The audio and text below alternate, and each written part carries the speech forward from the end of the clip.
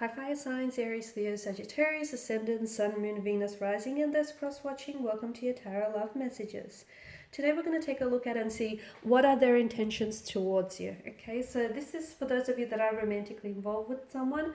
It doesn't necessarily make a difference if you're in a relationship with this person, or even if you guys are just like in some sort of casual arrangement, or if you're just loosely involved with one another. So as long as you do have a person in mind as I do this reading, it shall apply. It is going to be a general reading here, guys, so please just keep that in mind. If you are after a personal reading with myself, feel free to reach out and inquire. I will list my email just below the video here. So with all of that being said, let's go ahead and get stuck into your reading. So what are your person's intentions for you?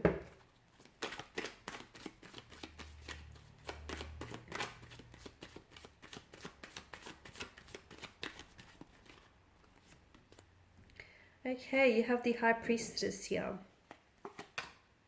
the Eight of Swords here, the Emperor, Strength, but that's come up in reverse and it's sort of focused on the High Priestess, isn't it?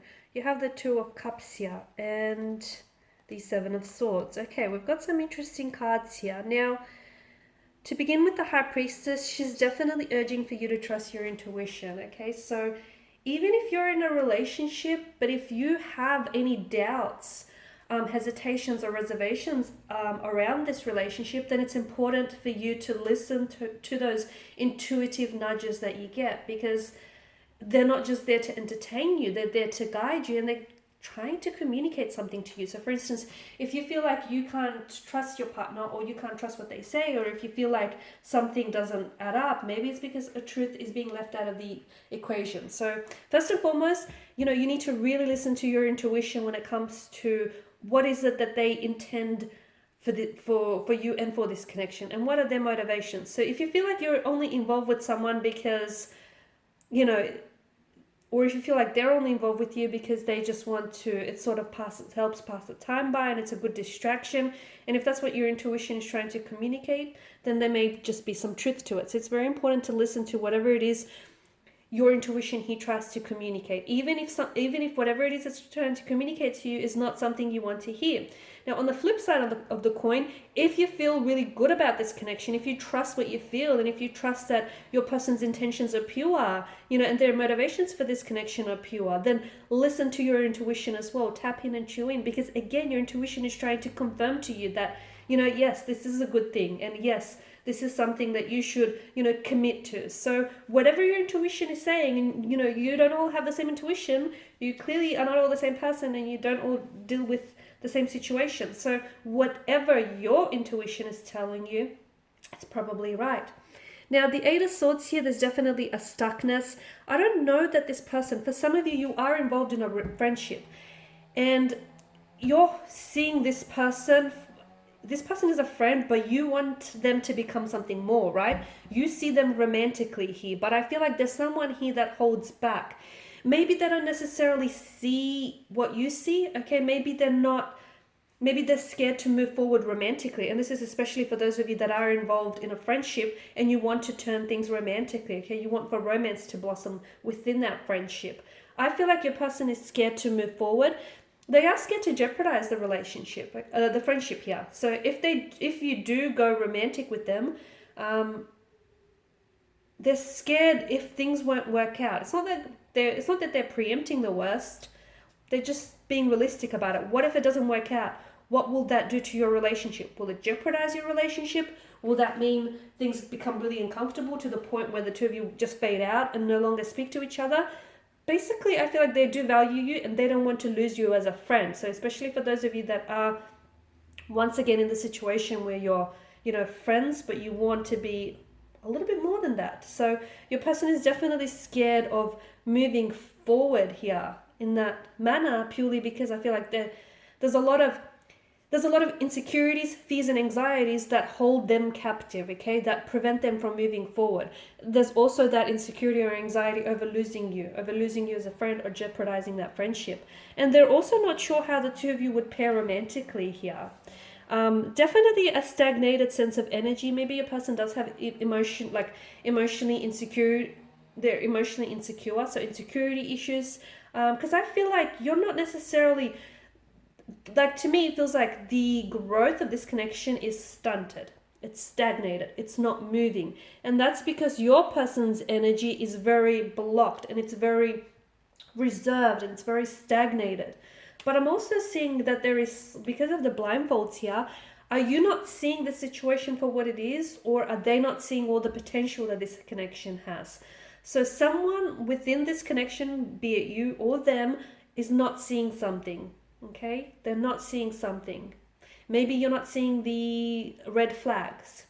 Maybe this person is not seeing the potential. Maybe this person is not seeing something that may be right in front of them, okay? But I definitely feel like someone here is, they're shackled, okay? They're scared to move the relationship forward, or they're scared to enter into a relationship, or they're scared to turn things romantic here because their insecurities, their anxieties, their fears, their low self-worth here is what's keeping them shackled. It's what's keeping them stagnated. And ultimately, because the Eight of Swords governs mental energy, it has a lot to do with the way that they think and the way that they perceive and the narrative that they tell themselves here. I also pick up a very stubborn energy around your person, like they're not very fluid, they're not very adaptable, so not very malleable. So in a sense, you know, if they make their mind up about something, they're quite headstrong, and as a result, it's not very easy to influence or change their opinion here.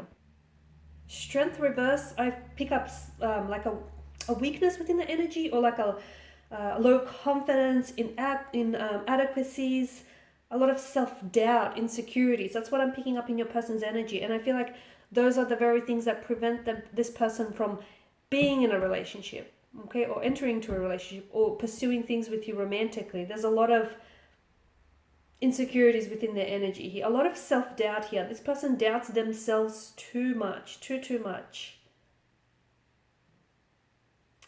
Could also mean that, I don't know, that is there, it's like a mental disorder I'm picking up. It could also be depression though. Maybe this person is, they're not a bad person. That's not what I'm trying to say at all. Don't get me wrong. But I just feel like they may be going through a really low point in their life. They may have wounds from the past that need healing.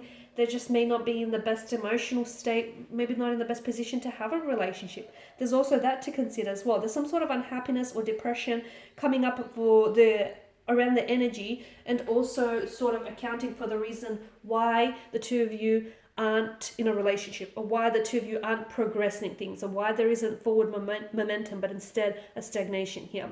Maybe the two of you are better off as friends. Maybe it's better for you to build this connection, like to stay friends, and then slowly build on that and see where it takes you. Because I do get really low self-doubt here with the energy.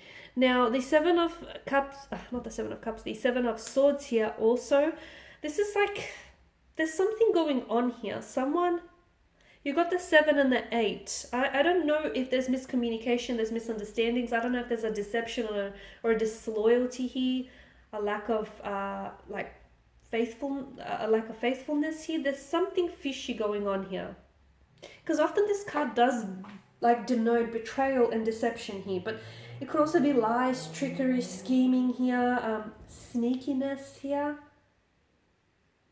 Maybe this person is going about things in a very sneaky way here.